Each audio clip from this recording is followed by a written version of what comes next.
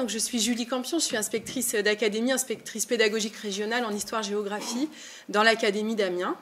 Et j'ai souhaité, à l'invitation de Madame Niel et de l'association des professeurs d'histoire-géographie, que je remercie, j'ai souhaité venir vous présenter ces ressources en compagnie des deux auteurs des ressources, puisque je trouvais ça mieux quand même de présenter les ressources avec les personnes qui les ont écrites, hein, même si on a travaillé évidemment tous les trois en équipe pour la réalisation de ces ressources. Je vais peut-être vous laisser vous présenter, ou vous voulez vous présenter après, c'est comme vous le souhaitez. Donc on a Aurélien Royer-Drac, hein, qui est enseignant dans un collège de l'académie à Neuilly-en-Thelle, et Baptiste Loy, qui enseigne au lycée à Noyon, donc ici. Alors d'abord, pour débuter notre propos, hein, évidemment, ce qui est intéressant avec un travail sur le canal Seine-Nord-Europe, c'est de réfléchir à nos démarches géographiques. En fait, travailler sur cette ressource locale, ça a un intérêt dans nos démarches, hein, et surtout, ça pose les enjeux aussi de nos disciplines. Je vous rappelle qu'aujourd'hui, hein, il y a une certaine inquiétude, hein, quant au travail de géographie, hein, un déséquilibre qui existait déjà avant entre histoire et géographie, mais qui semble de plus en plus marqué ces dernières années. Évidemment, dans les inspections que nous menons avec mes deux collègues, hein, qui vous saluent, hein, qui ne pouvaient pas tous les deux être présents, donc Jérôme Damblanc et Emmanuel Liandier, on est régulièrement dans cette réflexion sur l'importance de cette parité dans l'enseignement entre l'histoire et la géographie. Et c'est vrai que c'est pour nous, étudier un canal donc au niveau local, ça a un intérêt, ça nous permet de moderniser nos pratiques pédagogiques en géographie, d'exploiter les ressources locales. Et aussi, ça fait le lien avec des formations qu'on a pu mener. Donc, vous le savez peut-être assez récemment, hein, ces dernières années, notamment au lycée, sur une formation qui s'intitulait « La démarche géographique ». Donc, c'est vrai que ça avait, en tout cas pour nous, ça crée un lien. Je vous rappelle aussi que dans les copies des élèves aux examens, que ce soit au diplôme national du brevet ou au baccalauréat, les copies qui évoquent, enfin dans ces copies, quand l'élève évoque, hein, des ressources locales, souvent c'est valorisé. Hein, on voit ça comme un plus, hein, dans les copies, parce que c'est intéressant que les élèves aient pu étudier ces ressources locales. Donc c'est vrai que pour nous, en tout cas, on y voyait au départ un intérêt de travailler sur la région Hauts-de-France. Et puis, cette académie a mené un travail en géoprospective, hein, depuis 2016. C'est un travail qui continue. Je vous rappelle que ce travail avait donné lieu à l'écriture, hein, d'un atlas, hein, pédagogique des Hauts-de-France, hein, que Baptiste Loy a mené, là, si jamais voilà, vous ne l'avez pas encore vu. Cet atlas pédagogique des Hauts-de-France, donc, il avait été créé par un groupe de travail qui existe toujours. Il y a toujours ce groupe de travail. L'exposition qui découle de cet atlas, elle est encore disponible dans les établissements scolaires. Vous pouvez demander à l'emprunter. Certains l'ont déjà fait, mais si ça vous intéresse, voilà, c'est encore possible de l'emprunter. Et puis, actuellement, ce groupe géoprospectif travaille sur les mobilités, hein, dans la région Hauts-de-France. Donc en lien avec un bureau à la région Hauts-de-France, hein, qui nous crée des cartes, hein, à la demande. Et donc les fameuses cartes évoquées par Monsieur Bier, qui à chaque fois sont de très grande qualité, hein, aussi pour nous. Et c'est un travail tout à fait intéressant. Alors ça, c'était plutôt, voilà, mon propos général, hein, sur notre démarche, la démarche géographique. Maintenant, je vais évoquer avec vous l'historique de ce travail sur le canal Seine-Nord-Europe, le travail avec cette société, hein, Société du canal Seine-Nord-Europe, et aussi voilà comment on a procédé. Alors, c'est un partenariat qui a débuté dès 2021-2022, hein, entre la région académique Hauts-de-France, qui comprend Académie de Lille, hein, et Académie d'Amiens, avec la Société du canal Seine-Nord-Europe, qui proposait de mettre à disposition un certain nombre de documents pour créer des ressources pédagogiques. Donc voilà, au départ, c'était le sujet qui était intéressant, c'est-à-dire qu'on avait à notre disposition un certain nombre de documents qui montraient la construction finalement d'un projet, d'un aménagement du territoire, et ça permettait de réfléchir à ces ressources. évidemment, il a fallu former un groupe de travail. Alors, le groupe de travail sur le canal Seine-Nord Europe, qui s'est penché sur ces futures ressources à écrire, il était composé de professeurs et d'inspecteurs, mais c'était un travail interdisciplinaire. C'est-à-dire que dans le groupe de travail qui a été construit, il y avait des professeurs de SVT, des professeurs de mathématiques, des professeurs d'histoire-géographie. Et c'est tout, je crois, il me semble. Et donc, ma collègue IAIPR de SVT, Madame Van Pratt, était chef de mission à l'éducation au développement durable et donc participait aussi au pilotage de ce groupe pour l'Académie d'Amiens. Et moi, je me suis greffée finalement à ce groupe, puisqu'au départ, c'était plutôt l'un de mes collègues qui avait commencé à suivre ce dossier. Il faut savoir aussi qu'on a travaillé en partenariat avec l'Académie de Lille, c'est-à-dire qu'on a été en contact régulièrement avec nos collègues. Par exemple, moi en histoire-géographie, j'étais en contact avec ma collègue de Lille, Madame Carbonnier, puisque eux aussi, de leur côté, produisaient des ressources. On essayait de faire d'ailleurs pour que ce soit pas redondant, qu'on ne publie pas exactement les mêmes ressources. C'est quand même l'intérêt d'avoir une diversité de ressources à ce sujet. Alors, comment on a procédé? On a déjà identifié les liens entre ce canal Seine-Nord Europe et nos programmes scolaires. Donc on a fait un travail de recherche dans les programmes scolaires pour voir quelles sont les thématiques qui pourraient être utiles pour la création de ces ressources. Donc je vous montrerai après un exemple avec les ressources qui ont finalement été produites, mais on a vraiment repris tous les programmes, donc principalement en géographie, mais aussi en EMC. Je vous expliquerai aussi pourquoi on a fait ce choix de l'EMC. Ce travail donc en amont, avant la rédaction des ressources, il était nécessaire parce qu'il fallait quand même recenser dans quel chapitre, à quel moment on peut aborder, dans quel thème on peut aborder la question du canal, et ça permet à nous tous, en tout cas, ça nous permet à tous de réfléchir à quel moment on fait ces études de cas, où on cite ces exemples, ces gros exemples que l'on peut travailler dans nos cours. Ensuite, donc on a trouvé deux professeurs donc en histoire-géographie, donc les deux collègues qui sont présents ici, qui ont accepté de rédiger ces ressources et de travailler collectivement avec les collègues de SVT, de mathématiques. Même si on va le voir après, on vous montrera quand même ce qu'ont fait les autres collègues. On n'a pas fait nous une création de ressources communes. On a vraiment fait des choses liées à l'histoire-géographie et à l'EMC, parce que voilà, ça s'est fait finalement comme ça, ça s'est réalisé. En tout cas, on avait une réflexion commune, mais on a trouvé que le travail disciplinaire là correspondait bien à nos programmes de géographie et d'EMC. Donc, à l'issue de ce travail de rédaction, deux ressources sont publiées pour le collège. L'une en géographie, l'une en EMC, et deux ressources pour le lycée. Une, pareil, en géographie, une en EMC, que vos deux collègues, nos deux collègues là, vont nous présenter. Qu'est-ce que je voulais ajouter? Alors oui, ces ressources pédagogiques, on peut les retrouver évidemment aussi sur Lille. Donc dans l'Académie de Lille, je ne sais pas encore comment elles ont été publiées, je demanderai à ma collègue, mais je pense qu'ils sont aussi sur un travail de publication sur les sites académiques. À chaque fois, il y a cette interdisciplinarité, ce qui fait que je vais vous montrer après, on peut retrouver les ressources sur le site de l'éducation au développement durable aussi, de l'Académie d'Amiens. Et puis, globalement, de toute façon, cette réflexion sur les programmes scolaires que j'évoquais tout à l'heure est nécessaire. Donc, je vous montre ce que ça a donné pour nous. Donc, les différents niveaux où on a créé ces ressources. Sur le cycle 4, on a fait le choix de la 4e. Alors, il y a eu débat, il y a eu discussion. Est-ce qu'on doit prendre plutôt la 3e, plutôt la 4e? Finalement, Monsieur Royer-Drac a choisi plutôt la 4e. Il vous expliquera, voilà, s'il veut, pourquoi. Dans le thème 3, des espaces transformés par la mondialisation, donc la partie mer et océan. Avec un travail sur la ressource, vous verrez, elle s'intitule Les Hauts-de-France dans les flux de la mondialisation. Donc c'est un peu plus large que juste le canal Seine-Nord Europe, mais ça permet d'ancrer aussi ce canal canal de manière à une autre échelle aussi, de réfléchir aux échelles, et avec un repère de différentes compétences qui sont recensées. Donc là, vous avez le tableau avec les compétences qui sont dans nos programmes, mais aussi le parcours à venir et le parcours d'éducation artistique et culturelle. Donc ça nous permet de réfléchir à tous, évidemment, aux compétences que l'on va travailler avec nos élèves.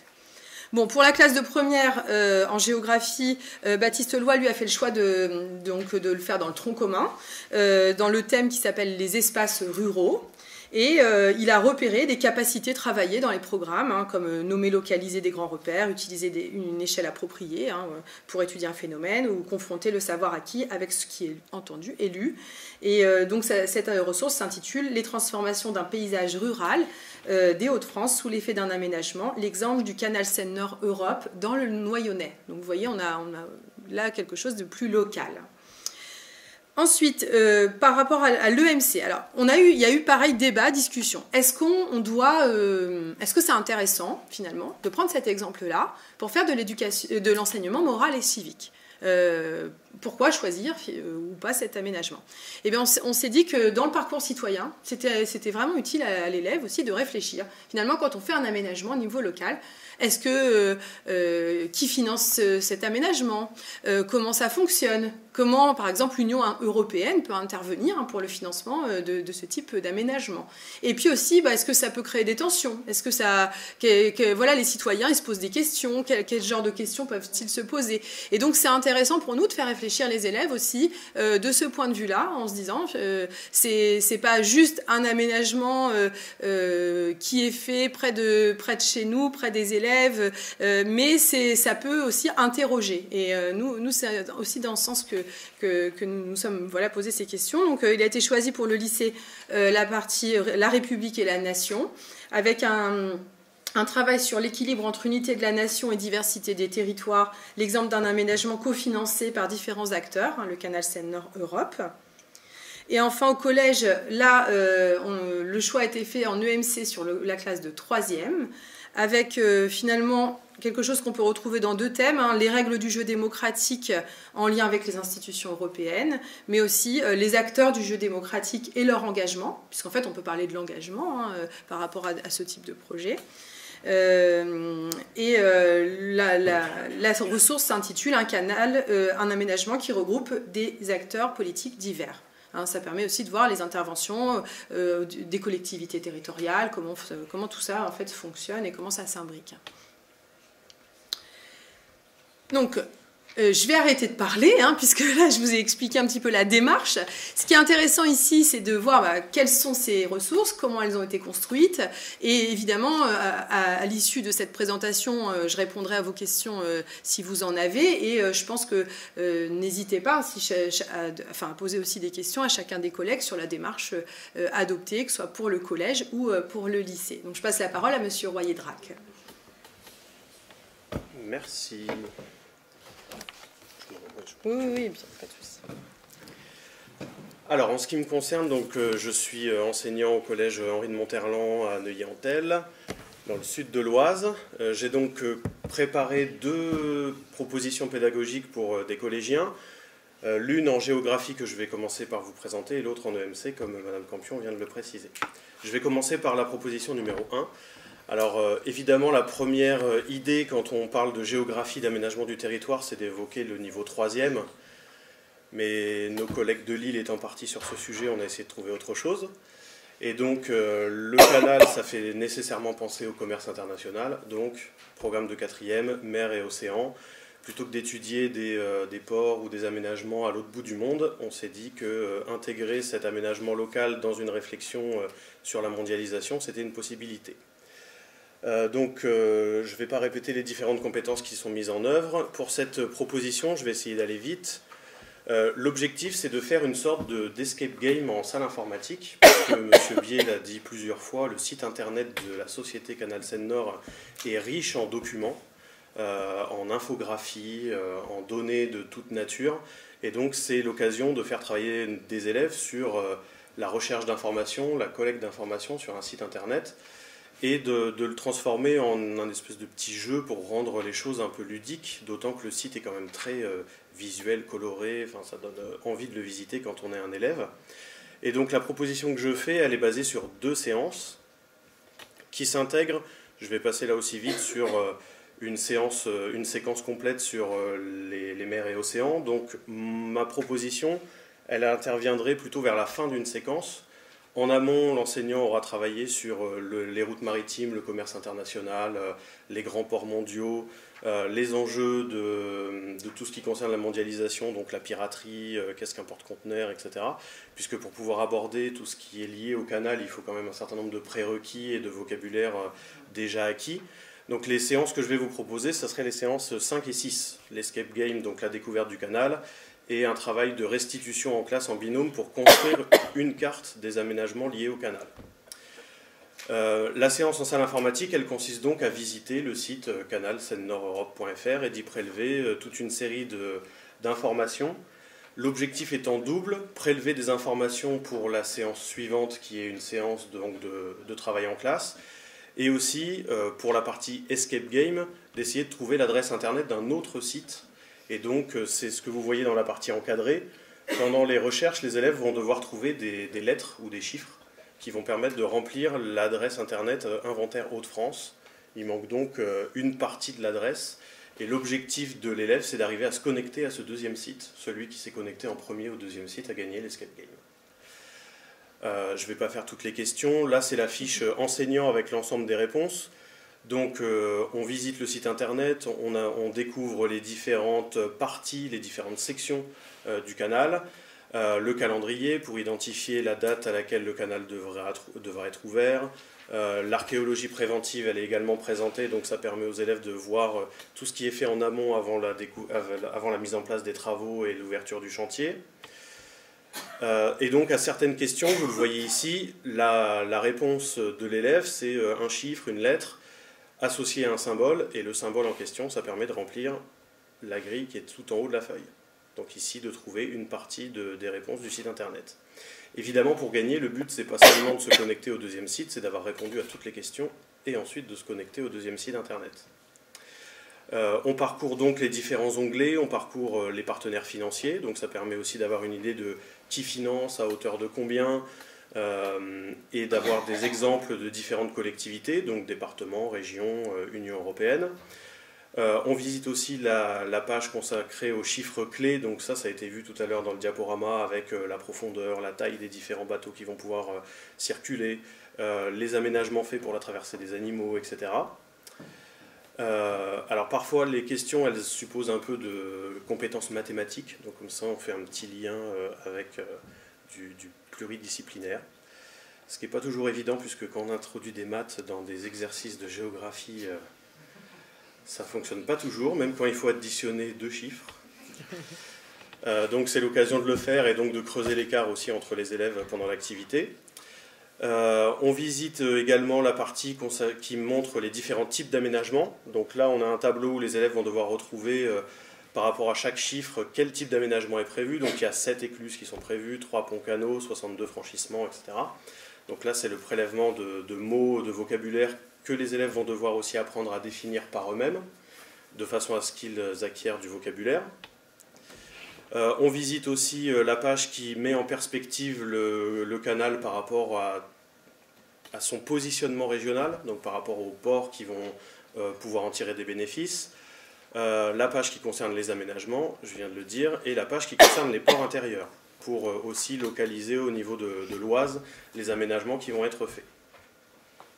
À l'issue de cette première séance, donc, les élèves doivent se connecter au site internet qui est ici, et sur ce site, ils vont devoir trouver l'année où le premier canal du Nord a été imaginé. Donc le but étant de trouver l'année 1878 sur un document d'archives qui n'est pas forcément facile à lire, et donc ça va aussi permettre aux élèves qui ont de l'avance de trouver la réponse. Donc, logiquement, cette séance elle est calibrée sur 1 heure. Le but n'est pas simplement donc, de s'amuser. Derrière, il y a un travail de restitution qui est prévu en classe par binôme. Comme ça, on travaille aussi la compétence coopération. Et dans cette fiche de travail, le but, c'est de replacer le canal dans son contexte et de construire une carte avec les aménagements qui sont associés. Donc là, on fait un peu de repérage classique, hein, replacer la France en Europe, replacer les Hauts-de-France sur une carte de France. Ça permet de refaire quelques rappels, même si on n'est pas encore en 3e et que ces repères... enfin, normalement, la France et les Hauts-de-France, c'est acquis en 4e. Et sur la carte qui est à droite, tracer le canal, retrouver le nom des différents ports qui ont été trouvés dans la séance en salle informatique, et donc de localiser sur une carte tout ce qui a été identifié dans le travail de l'escape game. Ensuite, il y a un petit travail sur le vocabulaire, donc j'ai posé 7 questions, le but étant de retrouver les mots dans les différentes lignes, pour identifier un mot mystère qui apparaît dans la colonne bleue, et qui sera utile pour la réalisation du croquis final de cette séance numéro 2. Ensuite, vérification du vocabulaire. J'ai pris 3 photos issues du site internet de la société pour que chaque élève replace le mot de vocabulaire sous la bonne illustration. Et enfin, le but final étant de réaliser ce croquis global de l'aménagement du canal Seine-Nord-Europe dans notre région, en replaçant les différents ponts-canaux, les ports intérieurs, les écluses, la retenue de l'ouel. L'ouel, c'est donc le mot qui est apparu ici dans la grille de mots. De faire donc de la cartographie, hein, il faut que chaque élève identifie le figuré approprié, replace au bon endroit, et donc ce travail est fait en binôme, corrigé par la suite si dans l'heure de cours on a le temps. Donc ça c'est pour la partie, pour la proposition géographie en 4e, qui met en place donc un total de 4 compétences. Je ne sais pas s'il y a des questions déjà sur celle-ci.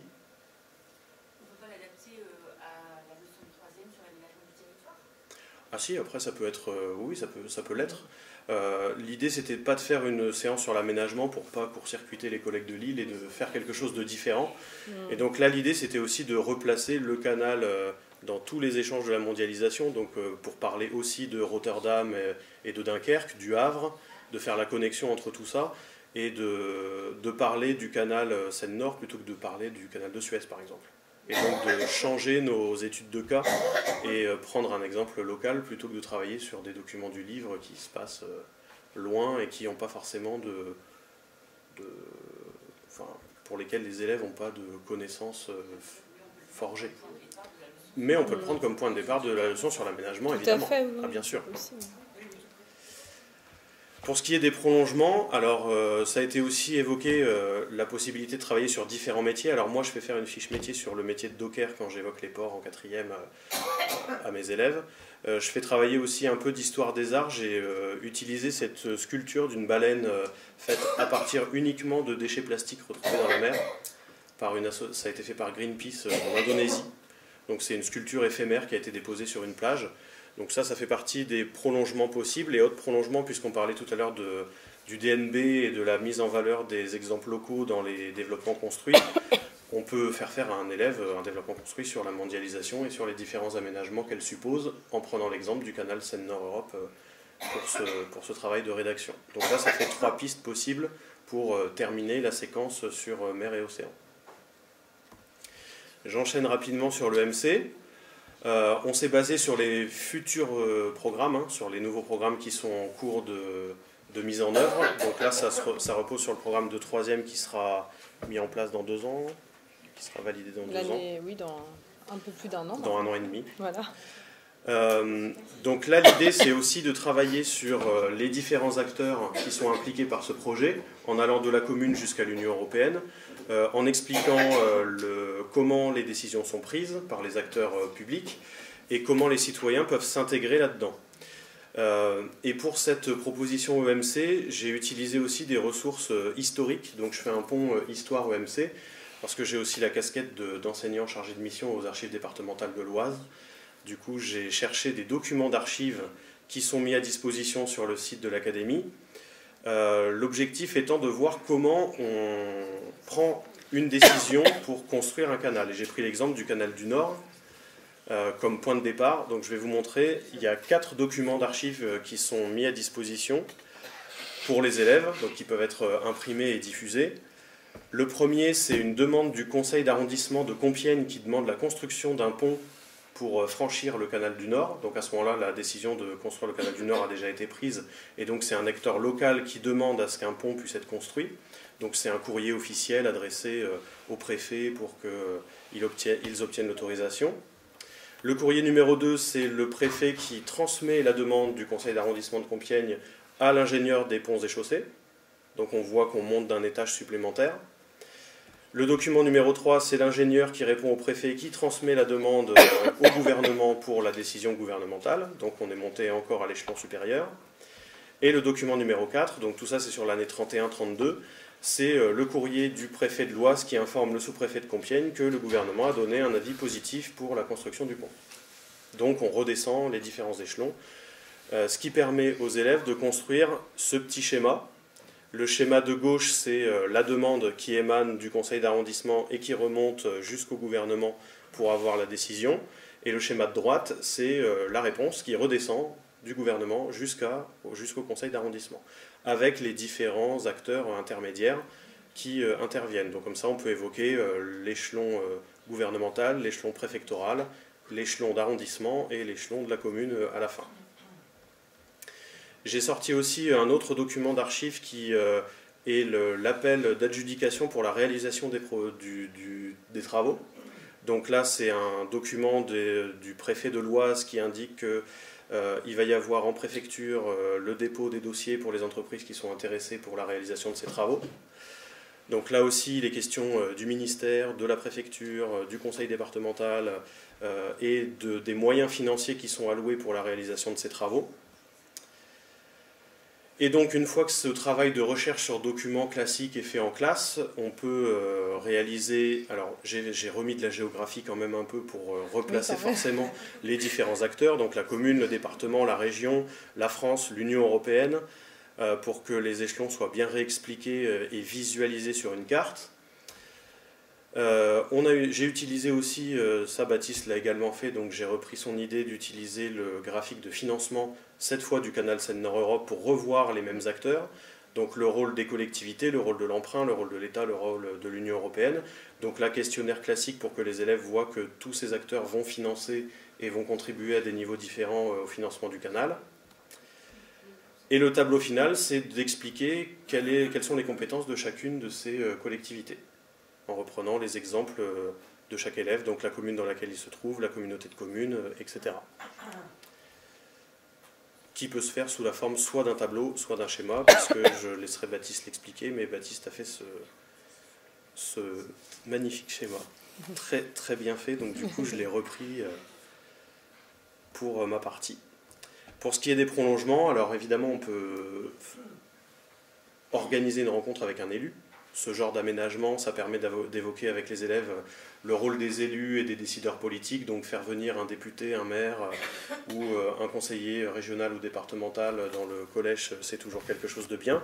Et puis on peut faire un lien avec l'histoire et la Ve République, toutes les politiques de décentralisation, la régionalisation à l'époque du général de Gaulle, etc. Donc on peut faire des liens faciles avec le programme d'histoire.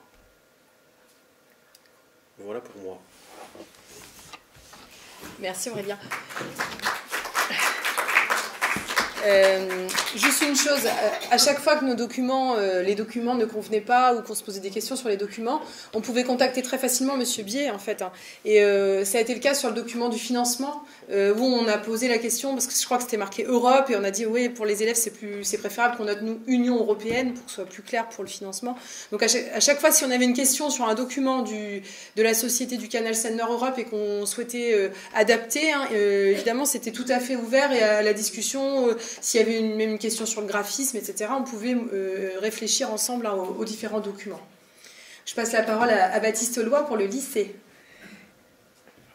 Est-ce qu'on... Sinon on échange? Je sais pas. Si, ça marche. Ah, ça marche. Oula, oui. Ah oui. Faut pas que je fasse de...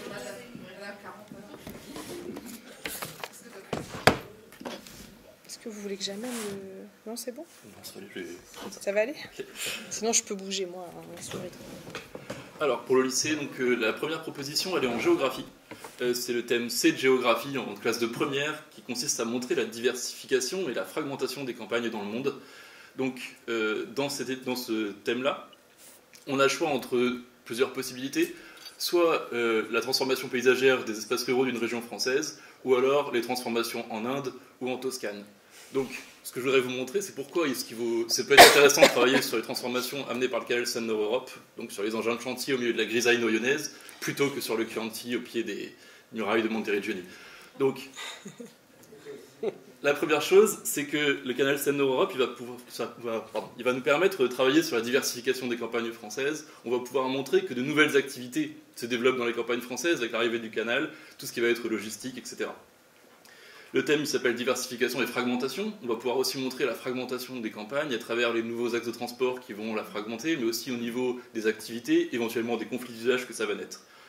Ça permet aussi de montrer la vitalité des campagnes françaises. Donc là, on s'inscrit dans un courant géographique très récent, là, depuis 2010, avec tous les géographes ruralistes que sont Samuel Deprat, Monique Poulot, Bernard Kayser aussi. Donc cette idée que les campagnes françaises sont vivantes est loin du cliché des campagnes françaises archaïques. Donc montrer vraiment cette nouvelle ruralité française. Ça permet aussi de travailler avec les élèves sur l'espace local. Alors il était présent dans l'ancien programme de première, c'était le premier thème de l'année avant 2019, approche des territoires du quotidien. C'était un thème qui fonctionnait bien, enfin en tout cas à Noyon ça fonctionnait bien, et on a été un peu déçus avec mes collègues de le voir disparaître. Donc là c'est peut-être aussi un moyen de faire revenir le quotidien, le territoire du quotidien à l'intérieur de ces programmes de première. D'autant plus que quand on évoque avec eux le canal Seine-Nord-Europe, souvent ils font preuve d'une grande méconnaissance sur le sujet, et certains ne sont même pas au courant que ça existe. Enfin, de manière très pragmatique, ça permet de faire le lien aussi avec le programme de seconde sur les mobilités, ou avec le programme de terminale sur mer et océan. Donc c'est en orientant comme ça le travail sur la ruralité avec le canal Seine-Nord-Europe, on fait des liens avec le programme précédent et le programme suivant. Et ça permet aussi de gagner du temps, puisque après l'étude de la fragmentation et diversification des campagnes à l'échelle du monde, on a un travail sur la ruralité en France. Donc si on fait l'étude de cas tout de suite sur la France, ça nous permet ensuite d'aller plus vite sur le chapitre 3. Donc l'idée dans cette étude de cas, c'est d'avoir pris des documents qui sont très très différents, documents de sources différentes, de nature différentes, et j'ai essayé de les organiser autour de 3 points. Tout d'abord, montrer que le Noyonnais, c'est un espace rural qui est avant tout agricole, avant l'arrivée du canal. Ensuite, montrer que le canal va transformer cet espace en apportant justement la diversification des activités. Et enfin, que cette diversification des activités, elle ne se fait pas sans conflit, on l'a vu ce matin, avec des personnes qui peuvent s'opposer ou alors des inquiétudes qui peuvent exister autour de ce canal. Cette étude, elle est faite au début du thème, c'est-à-dire que les élèves commencent le chapitre sans information. Et l'étude de cas, moi j'imagine, quand je l'ai faite en un bloc, et ensuite on a fait la généralisation par la suite. À la fin de l'étude de cas, on fait un petit schéma bilan qui nous permet justement de passer à la généralisation. Alors, je vous montre rapidement la fiche documentaire. Elle est constituée de 3 parties, puis le schéma bilan. On commence par la présentation du canal, donc quelque chose de très simple que j'ai pris les informations sur le site de la Société du Canal. Qu'est-ce que le canal, où est-ce qu'il va être construit, quel va être son intérêt, et notre problématique de l'étude de cas, comment un aménagement va modifier un espace rural tel que le Noyonnais. On commence par montrer qu'est-ce que le Noyonnais. Vous allez me dire, les élèves y vivent tous les jours, oui, mais concrètement, qu'est-ce que l'espace rural noyonnais? Montrer que c'est un espace avant tout agricole, à partir de photographies satellites et d'une photographie que j'ai prise sur la route qui mène à la cité scolaire. Voilà. Donc, pour les élèves... Il est très dévoué, vous avez vu, il prend les photos sur la route. Oui. Pour les élèves, ils connaissent, ils voient le champ, ils voient la cathédrale au loin. Voilà. Donc à partir de là, l'idée c'est de faire émerger l'idée que le Noyonnais c'est un espace rural avant tout agricole. Puis un article de journal qui explique comment est-ce que la construction du canal va transformer l'espace, avec notamment des interviews de cabinets d'ingénierie qui expliquent la place de l'écluse, les conséquences de l'arrivée de l'écluse à Noyon. Un document qui est extrait des documents de la Société du Canal Seine-Nord-Europe, avec les aménagements qui sont mis en place autour de Noyon, notamment l'écluse. À partir de là, une capture d'écran du site de la Société du Canal Seine-Nord-Europe qui montre que l'écluse avait aussi vocation à être certes un lieu logistique, avec un port logistique qui va être installé et donc des trafics de camions, etc. à partir de là, mais aussi un lieu touristique qui va attirer la population qui veut découvrir cet endroit, ou même à une échelle plus vaste, donc montrer qu'on a une diversification des activités. Et enfin, les oppositions, ou en tout cas les inquiétudes liées à ce canal, avec à gauche les agriculteurs qui sont inquiets de voir leurs champs fragmentés justement par les axes de communication. Donc là on revient sur le thème fragmenté qui est au cœur du chapitre. Et une capture d'écran d'un tract sur un des ponts de Compiègne. Il y en a plein aujourd'hui, on pourrait actualiser, même avec les documents de tout à l'heure, ça pourrait faire des documents plus récents. Donc essayer de montrer les différents points de vue et donc les conflits d'usage. On arrive à la fin à un petit schéma bilan, avec les 3 parties, un paysage rural avant tout agricole, la construction du canal, puis la diversification des activités, les différents types d'activités, et enfin les tensions et les inquiétudes que cela peut faire naître. Pardon. Et enfin, en EMC, alors là, je reprends ce qu'a dit Aurélien, on est dans le programme 2024 qui sera applicable pour les élèves de première à partir de la rentrée 2025. L'idée, c'est de travailler sur les différents échelons en France, mais de manière concrète, et c'est ce que permet de faire le canal Seine-Nord-Europe. Donc, travailler sur la décentralisation, donc montrer un projet ambitieux qui nécessite des investissements importants. Qui dit investissement important, on va dire différents acteurs, et un partenariat entre les différents acteurs. Donc, pareil, même document d'accroche. Cette fois, la question comment interviennent les différents acteurs publics dans la mise en place du CSNE. Le même document qu'Aurélien tout à l'heure sur les différents acteurs. Ensuite, la localisation. Peut-être moins guidé qu'avec Aurélien en collège, mais en tout cas, localiser le canal, localiser les départements, la région, etc. etc. Puis, à partir d'une reprise d'un texte du site de la Société du Canal, ce qu'apporte chaque acteur, des petits QR codes qui permettent d'aller sur des sites qui présentent les compétences de la région, des départements, etc. On complète le petit tableau à droite, très simple et très classique, sur les compétences des différents échelons. Et puis, à la fin, donc, on voit qu'ils travaillent ensemble, avec des captures d'écran de la Société du Canal Seine-Nord-Europe qui montrent le comité de surveillance avec à la fois le président qui est donc le président de la région et la vice-présidente qui est présidente du département, pour montrer les acteurs travaillent ensemble, ils ne sont pas en silo, et montrer aussi qu'ils participent, qu'ils impliquent les communautés, les collectivités territoriales, les collectivités locales, les populations, avec le document de tout à l'heure qui montre les interventions auprès des habitants. Et on termine avec le schéma classique sur les différents échelons de la décentralisation. Merci Baptiste. Donc, pour finir, je conclue juste là-dessus, puis après on répond à vos questions. Pour finir, donc évidemment, nous remercions sincèrement les 2 collègues qui se sont penchés sur ce sujet et qui ont bien voulu rédiger ces ressources, qui sont voilà, très riches, vous l'avez vu, de qualité. Je souriais tout à l'heure avec le dévouement d'un professeur qui prend une photographie sur la route pour ses élèves, ce qui est le cas de beaucoup de professeurs d'histoire-géographie qui prennent énormément de photos, qui s'informent en dehors de leur travail pour préparer leurs cours. Donc c'est sûr que là-dessus on peut évidemment les remercier et remercier Baptiste de faire ce type de photos. Pour finir, en tout cas, ce qui est intéressant dans cette étude, c'est que ça nous permet de réactualiser nos connaissances. On a fait le choix du nouveau programme d'EMC parce qu'on s'est dit que ça pourra servir à l'avenir pour la mise en œuvre de ces programmes. Et on vous rappelle que c'est intéressant. En fait, parce que nos cours de géographie, surtout, il est difficile d'avoir des documents récents dans les manuels, parce qu'on ne peut pas racheter à chaque année des manuels. Et là, c'est un moyen, en ayant accès à ces documents de la société, d'avoir des documents actualisés. Et pour nous, c'est vraiment d'un grand intérêt. Voilà, je vous remercie.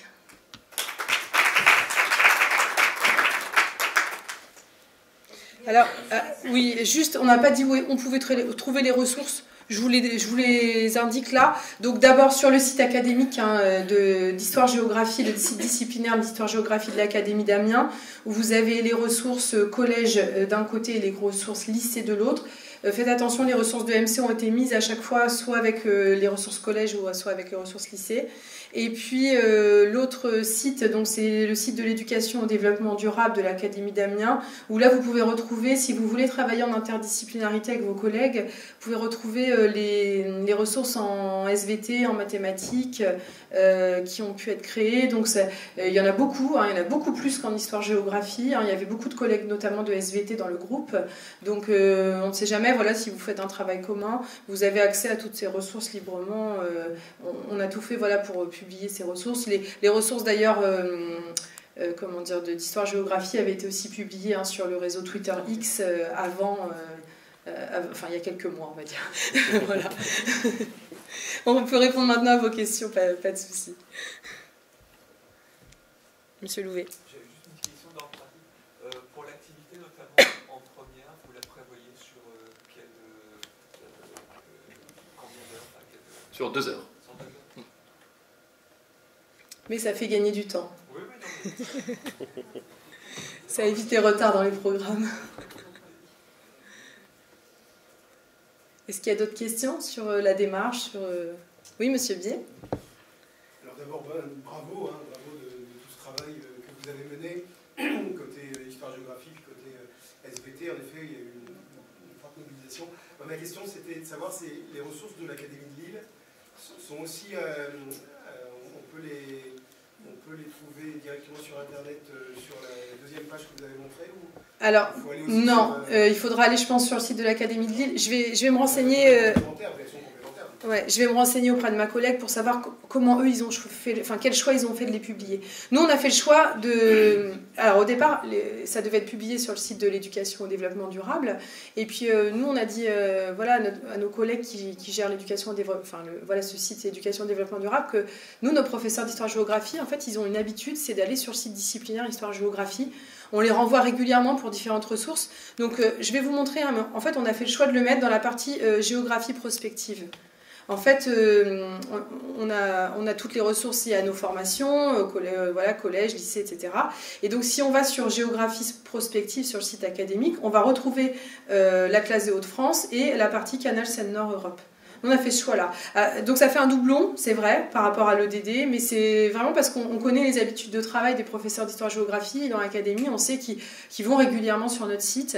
Donc c'est un moyen, voilà, on a demandé au webmestre de l'ajouter, de le mettre. Ça fait qu'on peut les trouver 2 fois en fait.